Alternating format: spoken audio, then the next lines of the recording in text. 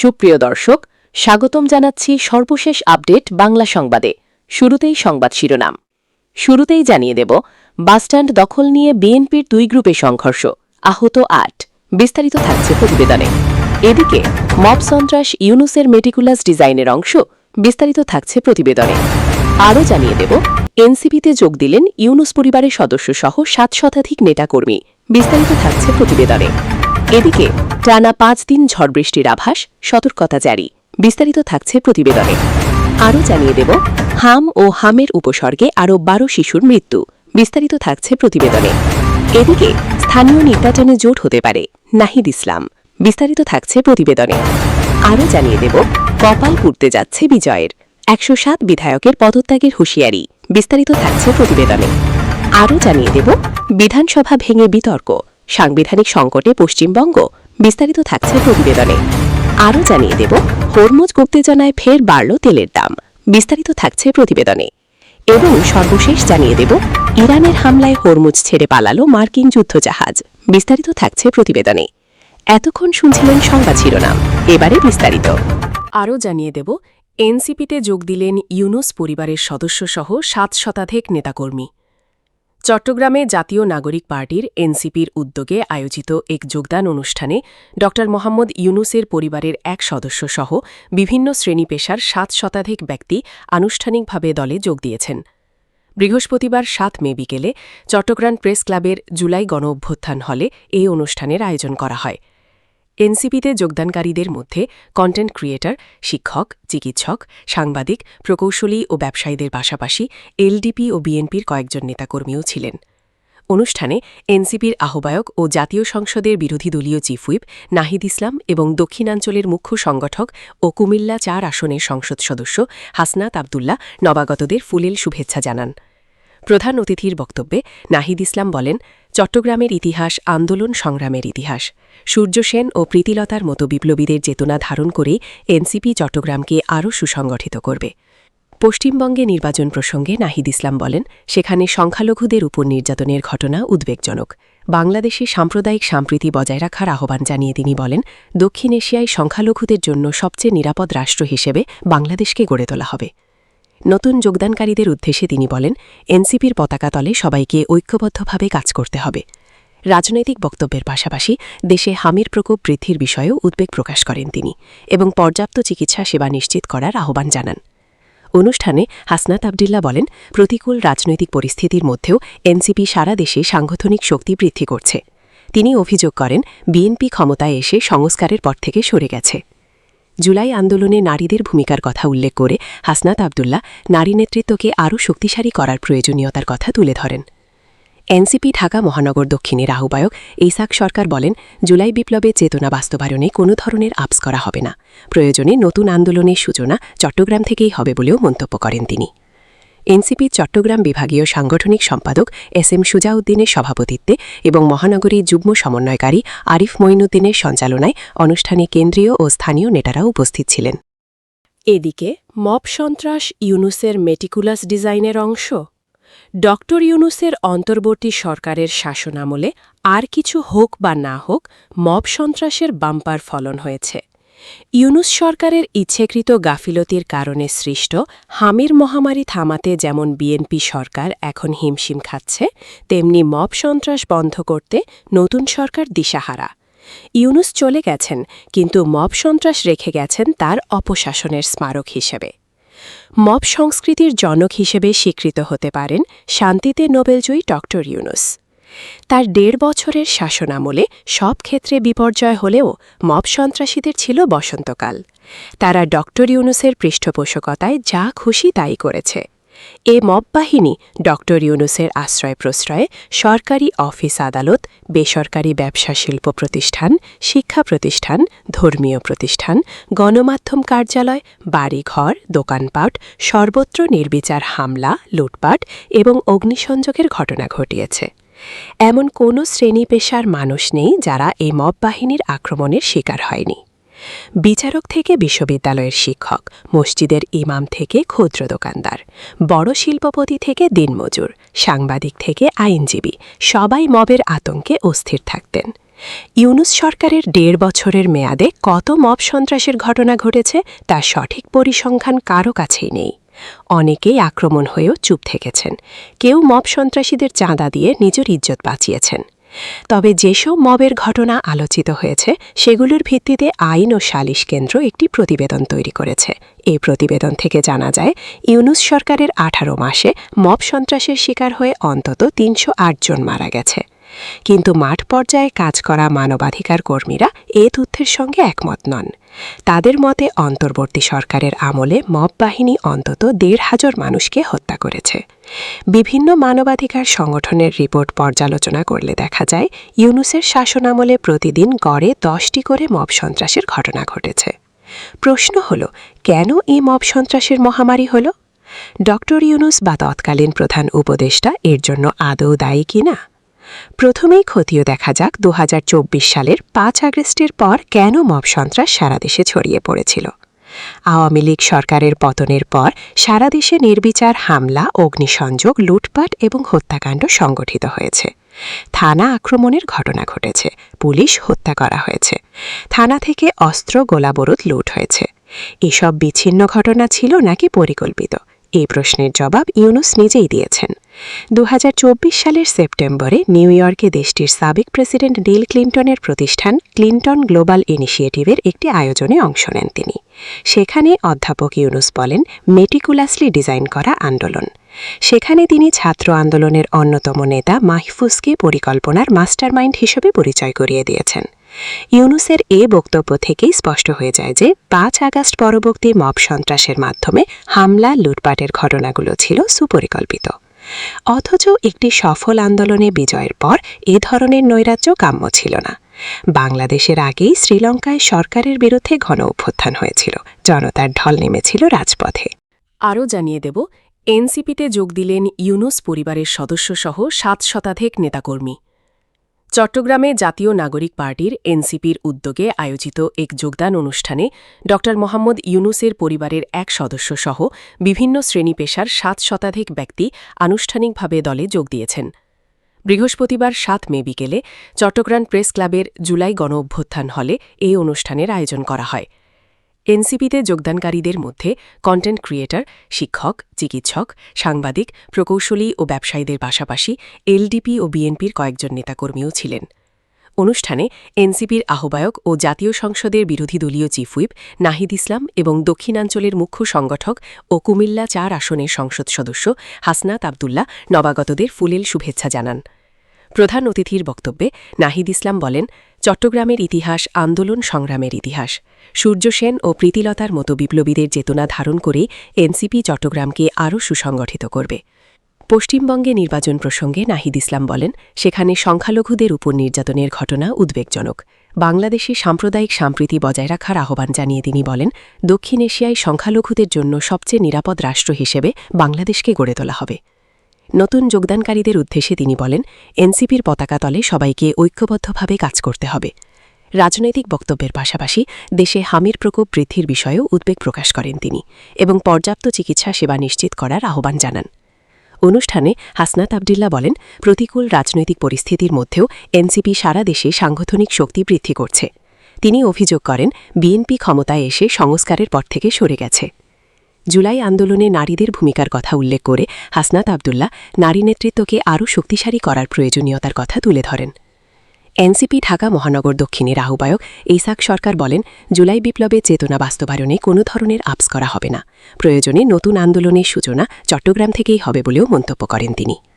NCP Chittagong বিভাগীয় সাংগঠনিক সম্পাদক এস.এম. সুজাউদ্দিনের সভাপতিত্বে এবং মহানগরী যুগ্ম সমন্বয়কারী আরিফ মঈনুদ্দিনের সঞ্চালনায় অনুষ্ঠানে কেন্দ্রীয় ও স্থানীয় নেতারাও উপস্থিত ছিলেন। এদিকে টানা ৫ দিন ঝড় বৃষ্টির আভাস, সতর্কতা জারি। আগামী ৫ দিন দেশের সব বিভাগেই ঝড় বৃষ্টি হতে পারে বলে পূর্বাভাস দিয়েছে আবহাওয়া অধিদপ্তর। একই সঙ্গে দেশের অভ্যন্তরীণ নদীবন্দরগুলোকে ১ নম্বর সতর্ক সংকেত দেখাতে বলা হয়েছে। নিয়মিত আবহাওয়া বুলেটিনে জানানো হয়, শুক্রবার ৮ মে সন্ধ্যা ৬টা পর্যন্ত রংপুর, রাজশাহী, ঢাকা, ময়মনসিংহ, খুলনা, বরিশাল, চট্টগ্রাম ও সিলেট বিভাগের ২-১ জায়গায় অস্থায়ীভাবে দমকা অথবা ঝড়ো হাওয়া ও বিদ্যুৎ চমকানো সহ বৃষ্টি অথবা বজ্রসহ বৃষ্টি হতে পারে। শনিবার ৯ মে সন্ধ্যা ৬টা পর্যন্ত রংপুর, রাজশাহী, ঢাকা, ময়মনসিংহ, খুলনা, বরিশাল, চট্টগ্রাম ও সিলেট বিভাগের দু-এক জায়গায় অস্থায়ীভাবে দমকা অথবা ঝড়ো হাওয়া ও বিদ্যুৎ চমকানো সহ বৃষ্টি অথবা বজ্রবৃষ্টি হতে পারে। রোববার ১০ মে একই সময় পর্যন্ত রাজশাহী, ঢাকা ও খুলনা বিভাগের কিছু কিছু জায়গায় এবং রংপুর, ময়মনসিংহ, বরিশাল, চট্টগ্রাম ও সিলেট বিভাগের দু-এক জায়গায় বৃষ্টি হতে পারে। সোমবার ১১ মে সন্ধ্যা ৬টা পর্যন্ত রংপুর, রাজশাহী, ঢাকা, ময়মনসিংহ, খুলনা, বরিশাল, চট্টগ্রাম ও সিলেট বিভাগের দু-এক জায়গায় অস্থায়ীভাবে দমকা অথবা ঝড়ো হাওয়া ও বিদ্যুৎ চমকানো সহ বৃষ্টি অথবা বজ্রসহ বৃষ্টি হতে পারে। মঙ্গলবার ১২ মে সন্ধ্যা ৬টা পর্যন্ত চট্টগ্রাম বিভাগের কিছু কিছু জায়গায় এবং রংপুর, রাজশাহী, ঢাকা, ময়মনসিংহ, খুলনা, বরিশাল ও সিলেট বিভাগের দু-এক জায়গায় বৃষ্টি অথবা বজ্রবৃষ্টি হতে পারে। বৃহস্পতিবার ৭ মে সন্ধ্যায় চাঁদপুর ও যশোরে দেশের সর্বোচ্চ ৩৪.৮ ডিগ্রি সেলসিয়াস তাপমাত্রা রেকর্ড করা হয়েছে। পাশাপাশি এই সময় রাজধানী ঢাকায় সর্বোচ্চ তাপমাত্রা ছিল ৩২.৫ ডিগ্রি সেলসিয়াস। অন্যদিকে গত ২৪ ঘণ্টায় কিশোরগঞ্জের নিকলিতে দেশের সর্বোচ্চ ৫২ মিলিমিটার বৃষ্টিপাত রেকর্ড করা হয়েছে। এদিকে স্থানীয় নির্বাচনের জোট হতে পারে, নাহিদ ইসলাম। স্থানীয় বা সিটি কর্পোরেশন নির্বাচনে জামায়াত এনসিপি জোটবদ্ধ হতে পারে বলে জানিয়েছেন বিরোধী দলীয় চিফ হুইপ ও জাতীয় নাগরিক পার্টির এনসিপির আহ্বায়ক নাহিদ ইসলাম। তিনি বলেন, আমরা নির্বাচনী জোটে আছি, আবার নির্বাচনের পরিবেশ ঘনিয়ে এলে বলা যাবে এককভাবে নির্বাচন হবে কিনা, তবে প্রত্যেক দলের মতো আমরাও প্রস্তুতি নিচ্ছি। বৃহস্পতিবার ৭ মে রাত ৮:৩০টায় চট্টগ্রাম বিশ্ববিদ্যালয় সাংবাদিক সমিতির কার্যালয়ে এসব কথা বলেন তিনি। নাহিদ ইসলাম বলেন, বিএনপি জুলাই সনদ বাস্তবায়নের কথা বলছে, কিন্তু সংবিধান সংস্কারের জন্য গণভোটময় কোনো পরিষ্কার বক্তব্য তারা দিচ্ছে না। আমরা বিরোধী দলের জায়গা থেকে সংসদে আমাদের দাবিগুলো জানিয়েছি। আমরা সংসদে দায়িত্বশীল ভূমিকা পালন করেছি, পুরনো বিরোধী দলের মতো সংসদকে অকার্যকর করে দিইনি।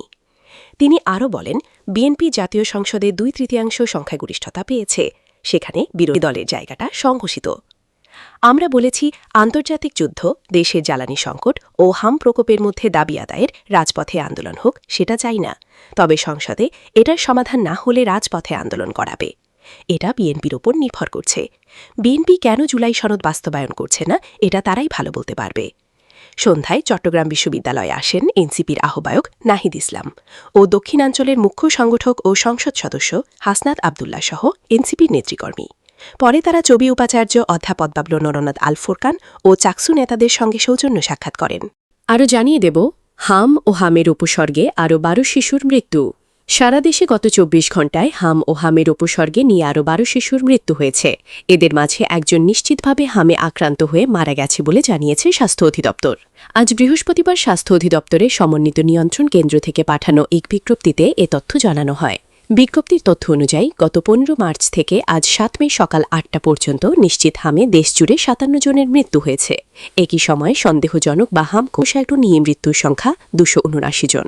গত ২৪ ঘণ্টায় অর্থাৎ গত ৬ মে সকাল ৮টা থেকে আজ ৭ মে সকাল ৮টা পর্যন্ত নিশ্চিত হামে আক্রান্ত হয়েছে ২৮৬ জন ও সন্দেহজনক বা হাম উপসর্গে আক্রান্তের সংখ্যা ১,২৩৮ জন। এদিকে গত ১৫ মার্চ থেকে আজ ৭ মে সকাল ৮টা পর্যন্ত নিশ্চিত হামে আক্রান্ত হয়েছে ৬,২০৮ জন ও সন্দেহভাজন হামে আক্রান্তের সংখ্যা ৪৫,৪৯৮ জন। কপাল পড়তে যাচ্ছে বিজয়ের, ১০৭ বিধায়কের পদত্যাগের হুঁশিয়ারি। ভারতের তামিলনাড়ুতে সরকার গঠনকে কেন্দ্র করে নাটকীয় রাজনৈতিক সংকট আরও গভীর হয়েছে। অভিনেতা থালাপতি বিজয়ের দল তামিলাগা ভেত্রি কাজাগাম টিভিকে ঘোষণা দিয়েছে, ডিএমকে বা এআইএডিএমকে সরকার গঠনের উদ্যোগ নিলে তাদের নির্বাচিত ১০৭ জন বিধায়ক একযোগে পদত্যাগ করবেন। শুক্রবার ৮ মে ভারতীয় সংবাদ মাধ্যম এনডিটিভির এক প্রতিবেদনে এসব তথ্য জানানো হয়েছে। এনডিটিভি জানিয়েছে, ডিএমকে ও এআইএডিএমকে সাম্প্রতিক বৈঠকের পর টিভিকের মধ্যে আশঙ্কা তৈরি হয়েছে যে দুই দ্রাবিড় দল এক হয়ে সরকার গঠনের চেষ্টা করতে পারে। এতে নির্বাচনে সর্বোচ্চ আসন পাওয়া দল হয়েও টিভিকে সরকার গঠনের সুযোগ থেকে বঞ্চিত হতে পারে। টিভিকের দাবি, একক বৃহত্তম দল হিসেবে সরকার গঠনের সাংবিধানিক সুযোগ তাদেরই পাওয়া উচিত। তবে বৃহস্পতিবার গভর্নর রাজেন্দ্র বিশ্বনাথ আর্লেকার বিজয়কে সরকার গঠনের আনুষ্ঠানিক অনুমতি দেননি। গভর্নর জানিয়েছেন, টিভিকের কাছে এখনও প্রয়োজনীয় সংখ্যাগরিষ্ঠ সমর্থন নেই। বিজয় যে সংখ্যাগরিষ্ঠতা অর্জনের পরিকল্পনা তুলে ধরেছিলেন, সেটিও গ্রহণ করেননি গভর্নর। সূত্র জানায়, টানা 2 দিনের বৈঠকের দ্বিতীয় দিনে গভর্নর স্পষ্টভাবে জানান, সরকার গঠনের আগে 118 জন বিধায়কের সমর্থনপত্র জমা দিতে হবে। রাজভবনের এই বিবৃতিতে বলা হয়, সরকার গঠনের জন্য প্রয়োজনীয় সংখ্যাগরিষ্ঠ সমর্থন এখনও প্রমাণিত হয়নি। 234 আসনের বিধানসভায় সরকার গঠনের জন্য প্রয়োজন 118 আসন। টিভিকে বর্তমানে 107টি আসন পেয়েছে। কংগ্রেসের 5 বিধায়কের সমর্থন থাকলেও এখনও সংখ্যাগরিষ্ঠতা থেকে দূরে রয়েছে দলটি। বাকি সমর্থন নিশ্চিত করতে বাম দল ও কয়েকটি ছোট দলের সাথে আলোচনা চলছে। একই সঙ্গে আদালতে যাওয়ার প্রস্তুতিও নিচ্ছে টিভিকে। এদিকে রাজনৈতিক মহলে জোর গুঞ্জন উঠেছে বিকল্প সরকার গঠনের সম্ভাবনা নিয়ে আলোচনা করছে দ্রাবিড় মুন্নেত্র কাজাগাম ডিএমকে। বৃহস্পতিবার দলের বৈঠকে 4টি প্রস্তাব গৃহীত হয়। এর মধ্যে একটি প্রস্তাবে দলীয় প্রধান এম.কে. স্ট্যালিনকে জরুরি সিদ্ধান্ত নেওয়ার ক্ষমতা দেওয়া হয়েছে। ডিএমকে বলেছে, আমাদের প্রধান লক্ষ্য নতুন নির্বাচন এড়ানো, স্থিতিশীল সরকার নিশ্চিত করা এবং সাম্প্রদায়িক শক্তিকে সুযোগ না দেওয়া। দলটি পরিস্থিতিকে জটিল সংকট উল্লেখ করে 10 মে পর্যন্ত সব বিধায়ককে চেন্নাইয়ে অবস্থান করার নির্দেশ দিয়েছে। এনডিটিভিকে ডিএমকে শীর্ষ সূত্র জানাইছে, অল ইন্ডিয়া আন্না দ্রাবিড় মুন্নেত্র কাজাগাম এআইএডিএমকে প্রধান এডাপ্পাডিকে পলানিস্বামীকে মুখ্যমন্ত্রী করে বাইরে থেকে সমর্থন দেওয়ার একটি অসম্ভব সমীকরণ নিয়েও আলোচনা চলছে। তবে ডিএমকের ভেতরেও এ নিয়ে মতভেদ রয়েছে। উদয়নিধি স্টালিনপন্থী তরুণ নেতাদের আশঙ্কা যে বিজয় ক্ষমতায় এলে তিনি এমজি রামাচন্দ্রনের মতো দীর্ঘ সময় রাজনৈতিকভাবে অপ্রতিদ্বন্দ্বী হয়ে উঠতে পারেন। আরও জানিয়ে দেব, বিধানসভা ভেঙে বিতর্ক, সাংবিধানিক সংকটে পশ্চিমবঙ্গ। পশ্চিমবঙ্গে বিধানসভা ভেঙে দেওয়ার সরকারি বিজ্ঞপ্তিকে কেন্দ্র করে তৈরি হয়েছে এক জটিল রাজনৈতিক ও সাংবিধানিক পরিস্থিতি। দ্য কলকাতা গেজেট এক্সট্রা অর্ডিনারিতে প্রকাশিত ওই নোটিফিকেশন অনুযায়ী রাজ্যপাল আর.এন. রবি ভারতীয় সংবিধানের 174(2) খ অনুচ্ছেদ প্রয়োগ করে সপ্তদশ বিধানসভা ভেঙে দিয়েছেন। এই সিদ্ধান্ত কতটা সংবিধানসম্মত তা নিয়েই এখন তীব্র বিতর্ক শুরু হয়েছে। আইন বিশেষজ্ঞদের একাংশের মতে, সংবিধান অনুযায়ী রাজ্যপাল সাধারণত মন্ত্রিসভার পরামর্শেই এই ধরনের সিদ্ধান্ত নেন। সুপ্রিম কোর্টের সিনিয়র আইনজীবী কপিল সিব্বল মনে করেন, মন্ত্রিসভার সুপারিশ ছাড়া বিধানসভা ভেঙে দেওয়া হলে তা আদালতে চ্যালেঞ্জযোগ্য হতে পারে। সংবিধান বিশেষজ্ঞ ফ্যালি এস নারিম্যানের মতে, রাজ্যপালের ভূমিকা মূলত আনুষ্ঠানিক এবং নির্বাহী ক্ষমতা প্রয়োগে মন্ত্রিসভার পরামর্শই প্রধান। অন্যদিকে আইনজীবী প্রশান্ত ভূষণ প্রশ্ন তুলেছেন, যদি নির্বাচনের ফলাফল স্পষ্ট থাকে তাহলে নতুন সরকার গঠনে বিলম্ব কেন? এই বিতর্কের মাঝেই বিদায় মুখ্যমন্ত্রী মমতা বন্দ্যোপাধ্যায় গুরুতর অভিযোগ তুলেছেন ভোটে অনিয়ম নিয়ে। তাঁর দাবি, ডিজিটাল পদ্ধতির মাধ্যমে বিপুল সংখ্যক বৈধ ভোটারকে বাদ দেওয়া হয়েছে এবং বহু আসনে কারচুপি হয়েছে। প্রায় 200টি আসনে অনিয়মের অভিযোগ তুলে তিনি আদালতের দ্বারস্থ হওয়ার ইঙ্গিত দিয়েছেন। এদিকে এসআইআর নির্বাচনী ট্রাইব্যুনালের চিফ কলকাতা হাইকোর্টের প্রাক্তন প্রধান বিচারপতি টি.এস. শিবাজ্ঞানম তার পদ থেকে পদত্যাগ করেছেন বলে জানা যাচ্ছে, যা বিচারাধীন ভোটারদের বিচারিক প্রক্রিয়ার বিশ্বাসযোগ্যতা নিয়েও প্রশ্ন তুলেছে। এই প্রেক্ষাপটে সবচেয়ে বড় বিতর্ক তৈরি হয়েছে ভোটার তালিকার স্পেশাল ইন্টেন্সিভ রিভিশন বা এসআইআর প্রক্রিয়া ঘিরে। তৃণমূল কংগ্রেসের দাবি, এই প্রক্রিয়ার মাধ্যমে বিপুল সংখ্যক বৈধ ভোটারের নাম তালিকা থেকে বাদ পড়েছেন। সংখ্যা কয়েক লক্ষ থেকে শুরু করে প্রায় 1 কোটি পর্যন্ত বলা হচ্ছে রাজনৈতিক বক্তব্যে, যদিও তা সরকারিভাবে নিশ্চিত নয়। অন্যদিকে ভারতীয় নির্বাচন কমিশন জানিয়েছে, ভোটার তালিকা সংশোধন একটি নিয়মিত প্রক্রিয়া, যার উদ্দেশ্য মৃত, স্থানান্তরিত বা অযোগ্য ভোটারদের নাম বাদ দেওয়া এবং প্রকৃত ভোটারদের অন্তর্ভুক্ত করা। এই বিতর্কে আইন বিশেষজ্ঞদের মতও গুরুত্বপূর্ণ। কপিল সিব্বল মনে করেন, যদি সত্যিই বিপুল সংখ্যক বৈধ ভোটার বাদ পড়ে থাকে তাহলে তা গণতান্ত্রিক অধিকারের গুরুতর লঙ্ঘন হতে পারে। ফ্যালি এস নারিম্যান বলেছেন, ভোটার তালিকা সংশোধন স্বাভাবিক হলেও তার স্বচ্ছতা নিশ্চিত করা জরুরি। প্রশান্ত ভূষণের মতে, প্রযুক্তিগত বা প্রশাসনিক প্রক্রিয়ার মাধ্যমে ভোটার বাদ পড়লে তা সাংবিধানিক প্রশ্ন হয়ে দাঁড়ায়। রাজনৈতিক মহলেও এই ইস্যুতে তীব্র প্রতিক্রিয়া দেখা গিয়েছে। তৃণমূল কংগ্রেস নির্বাচন প্রক্রিয়ার নিরপেক্ষতা নিয়ে প্রশ্ন তুলে আইনি লড়াইয়ের পথে হাঁটছে। বিজেপির দাবি, তারা স্পষ্ট সংখ্যাগরিষ্ঠতা পেয়েছে এবং সরকার গঠনে বিলম্ব ইচ্ছিত। কংগ্রেস এই পরিস্থিতিকে সাংবিধানিক সংকট হলে আখ্যা দিয়ে স্পষ্ট ব্যাখ্যা দাবি করেছে, আর বামফ্রন্ট নির্বাচন প্রক্রিয়ার স্বচ্ছতা নিয়ে প্রশ্ন তুলে নিরপেক্ষ তদন্তের দাবি জানিয়েছে। এই জটিলতার মধ্যে সামনে এসেছে আরও একটি গুরুত্বপূর্ণ প্রশ্ন, যদি বিদায়ী মুখ্যমন্ত্রী ইস্তফা না দেন এবং বিরোধী দলের নির্বাচিত বিধায়করা শপথ গ্রহণ না করেন, তাহলে কি একতরফাভাবে সরকার গঠন সম্ভব? সংবিধান অনুযায়ী মুখ্যমন্ত্রী ইস্তফা না দিলে তিনি কেয়ারটেকার হিসেবে দায়িত্বে থাকতে পারেন, তবে রাজ্যপাল বৃহত্তম দলকে সরকার গঠনের আমন্ত্রণ জানাতে পারেন। সেই ক্ষেত্রে সংখ্যাগরিষ্ঠতা থাকলে নতুন সরকার গঠন সম্পূর্ণ বৈধ। যদি বিরোধী দলের ৮০-৮১ জন বিধায়ক শপথ গ্রহণ না করেন, তাহলে তারা বিধানসভায় অংশগ্রহণ করতে পারবেন না এবং ভোটাধিকার প্রয়োগ করতে পারবেন না। ফলে বিধানসভা কার্যত একপাক্ষিক হয়ে যেতে পারে। এই প্রসঙ্গে কপিল সিব্বাল মনে করেন, বিরোধী দলের অনুপস্থিতি গণতন্ত্রের পক্ষে ক্ষতিকর হলেও সরকার গঠনের বৈধতায় তার প্রভাব পড়ে না। ফ্যালিয়াস নারিমানের মতে, অবসর না থাকলেও সরকার চলতে পারে, তবে এতে গণতান্ত্রিক ভারসাম্য নষ্ট হয়। প্রশান্ত ভূষণের কথায়, বিরোধীদের শপথ না নেওয়া একটি রাজনৈতিক কৌশল হতে পারে, কিন্তু তা গণতন্ত্রকে দুর্বল করে। আরও জানিয়ে দেব, হরমুজ উত্তেজনায় ফের বাড়ল তেলের দাম। হরমুজ প্রণালীতে যুক্তরাষ্ট্র ও ইরানের মধ্যে নতুন করে উত্তেজনা ছড়িয়ে পড়ার পর এশিয়ার বাজারে তেলের দাম আবারও বাড়েছে। ব্রিটিশ সংবাদ মাধ্যম বিবিসি জানায়, শুক্রবার এশিয়ার বাজারে লেনদেন শুরুর পর আন্তর্জাতিক মানদণ্ড ব্রেন্ট ক্রুড তেলের দাম প্রায় ১.৫% বেড়ে ব্যারেল প্রতি $১০১.৬ পৌঁছায়। দিনের শুরুতে এটি ২% বেশি বাড়লেও পরে কিছুটা স্থিতিশীল হয়। একই সময়ে যুক্তরাষ্ট্রের ওয়েস্ট টেক্সাস ইন্টারমিডিয়েট WTI তেলের দামও ১.১% বেড়ে $৯৫.৮৭ দাঁড়ায়।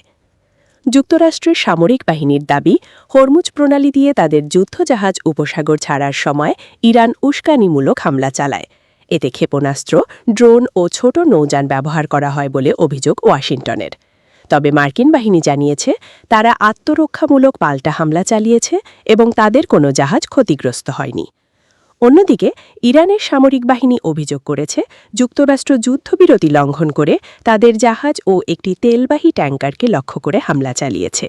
ইরানের রাষ্ট্রীয় গণমাধ্যমের দাবি, পাল্টা জবাবে মার্কিন যুদ্ধজাহাজেও গুরুত্বপূর্ণ ক্ষতি করা হয়েছে, যদিও যুক্তরাষ্ট্র সেই দাবি অস্বীকার করেছে। এই ঘটনায় নতুন করে শঙ্কা তৈরি হয়েছে যুক্তরাষ্ট্র ইরান যুদ্ধবিরতির ভবিষ্যৎ নিয়ে। মার্কিন প্রেসিডেন্ট ডোনাল্ড ট্রাম্প গত ২১ এপ্রিল যুদ্ধবিরতির সময়সীমা অনির্দিষ্টকালের জন্য বাড়িয়েছিলেন, যাতে শান্তি আলোচনা চালিয়ে যাওয়া যায়। ট্রাম্প অবশ্য পরিস্থিতিকে ছোটখাটো আঘাত বলে উল্লেখ করেছেন এবং দাবি করেছেন যুদ্ধবিরতি এখনও কার্যকর রয়েছে। একই সঙ্গে তিনি সতর্ক করে বলেন, ইরান সমঝোতায় না এলে আবারও হামলার মুখে পড়তে পারে। বিশ্বের মোট তেল ও গ্যাস পরিবহনের প্রায় ১/৫ এই হরমুজ প্রণালী দিয়ে যাতায়াত করে। ফলে সেখানে সামান্য উত্তেজনাও বৈশ্বিক জ্বালানি বাজারে বড় প্রভাব ফেলছে। ইরানের হামলায় হরমুজ ছেড়ে পালালো মার্কিন যুদ্ধজাহাজ। হরমুজ প্রণালীতে বৃহৎ পরিসরে যৌথ সামরিক অভিযান চালিয়ে মার্কিন নৌবাহিনীর ৩টি ডেস্ট্রয়ারকে পিছু হটতে বাধ্য করার দাবি করেছে ইরানের ইসলামী বিপ্লবী গার্ড বাহিনী IRGC। বৃহস্পতিবার ৭ মে সন্ধ্যায় পরিচালিত এই অভিযানে মার্কিন যুদ্ধজাহাজগুলোর ব্যাপক ক্ষয়ক্ষতি হয়েছে বলে IRGC নৌবাহিনীর এক বিবৃতিতে জানানো হয়েছে। বিবৃতিতে বলা হয়, একটি ইরানি তেলবাহী ট্যাঙ্কারে মার্কিন হামলার প্রতিবাদে এবং বারবার সতর্কবার্তা উপেক্ষা করে প্রণালীতে যুদ্ধজাহাজ নিয়ে অগ্রসর হওয়ায় এই পাল্টা পদক্ষেপ নেওয়া হয়েছে। এর ফলে উত্তপ্ত হয়ে ওঠা এই নৌপথ থেকে মার্কিন জাহাজগুলো দ্রুত প্রস্থান করতে বাধ্য হয়। IRGC নৌবাহিনীর কমান্ডার জানিয়েছেন, মার্কিন সামরিক বাহিনীর ২টি উস্কানিমূলক কাজের প্রতিক্রিয়া হিসাবে এই অভিযান শুরু করা হয়। প্রথমত, মার্কিন বাহিনী যুদ্ধবিরতি লঙ্ঘন করে জাস্ক বন্দরের কাছে একটি ইরানি তেলবাহী ট্যাঙ্কারে হামলা চালায়। দ্বিতীয়ত, তেহরানের পক্ষ থেকে স্পষ্ট নিষেধাজ্ঞা থাকা সত্ত্বেও মার্কিন নৌবাহিনীর ৩টি ডেস্ট্রয়ার হরমুজ প্রণালীর দিকে অগ্রসর হতে থাকে। এই দুই ঘটনার প্রেক্ষাপটে ইরান অত্যন্ত নিখুঁত এবং বিস্তৃত এক যৌথ অভিযান পরিচালনা করে। এই অভিযানে জাহাজ-বিধ্বংসী ব্যালিস্টিক ক্ষেপণাস্ত্র, ক্রুজ ক্ষেপণাস্ত্র এবং শক্তিশালী ধ্বংসাত্মক ড্রোন ব্যবহার করা হয়েছে বলে বিবৃতিতে উল্লেখ করা হয়েছে। বিবৃতিতে আরও বলা হয়, ইরানি বাহিনী সরাসরি শত্রু যুদ্ধজাহাজগুলোকে লক্ষ্য করে উচ্চ ক্ষমতাসম্পন্ন বিস্ফোরকবাহী অস্ত্র নিক্ষেপ করেছে। ইরানের গোয়েন্দা পর্যবেক্ষণে মার্কিন সামরিক সম্পদগুলোর মারাত্মক ক্ষতিক্ষেপের বিষয়টি নিশ্চিত করা হয়েছে। ইরানি কমান্ডারের দাবি, ভয়ঙ্কর এবং নিখুঁত আগুনের মুখে টিকতে না পেরে ৩টি আক্রমণকারী মার্কিন জাহাজ অবিলম্বে হরমুজ প্রণালী এলাকা ছেড়ে পালিয়ে যায়। এই ঘটনার মাধ্যমে ইরান আবারও প্রমাণ করেছে, তাদের পানিসীমায় যেকোনো ধরনের অনধিকার প্রবেশ বা আগ্রাসনের দাঁতভাঙা জবাব দিতে তারা দ্বিধাবোধ করবে না।